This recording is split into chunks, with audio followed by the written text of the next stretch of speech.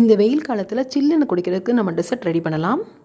இந்த சீசனில் நமக்கு மாம்பழம் நல்லா கிடைக்கும். இந்த மாம்பழத்தை இந்த மாதிரி பீஸ் பீஸாக கட் பண்ணிக்கோங்க. நல்ல புளிப்பில்லாத மாம்பழமாக எடுத்துக்கோங்க. நம்ம பாலில் போட்டு தான் செய்ய போகிறோம். அப்போ தான் நல்லா டேஸ்ட்டாக இருக்கும் சாப்பிட்றதுக்கு. அந்தந்த சீசனில் கிடைக்கிற பழத்தை நம்ம மிஸ் பண்ணவே கூடாது. இந்த மாதிரி பீசஸாக கட் பண்ணி ஒரு பவுலில் எடுத்து வச்சுருக்கேன். மாதுளம்பழம் உரிச்சு வச்சுருக்கேன். இப்போ ஒரு பாத்திரத்தில் 1 டம்ளர் பால், 1/2 கப்பு பால் பவுடர், 1/4 கப்பு ஜீனி போட்டு நல்லா மிக்ஸ் பண்ணிக்கோங்க. லம்ஸ் இல்லாமல் நல்லா மிக்ஸ் பண்ணி கொடுத்துக்கோங்க. எல்லாத்தையும் நல்லா கலந்துவிட்டு பால் பொங்குற அளவுக்கு விட்டுறலாம். நல்லா ஆறுனதுக்கப்புறமா ஒரு பவுலில் மாற்றிக்கோங்க. இப்போ அதில் மாதுளம்பழம், மாம்பழம் எல்லாமே அதில் போட்டு மிக்ஸ் பண்ணிக்கலாம். பார்க்குறதுக்கே சூப்பராக இருக்குல்ல. இப்போ ஐஸ் க்யூப்ஸ் போட்டுக்கலாம். என்ன பழம் உங்கள்கிட்ட இருக்கோ அதை இந்த மாதிரி நீங்கள் ட்ரை பண்ணிக்கலாம். இப்போ சில்லுன்னு சாப்பிட்றதுக்கு சூப்பரான ஈஸியான டெசர்ட் ரெடி.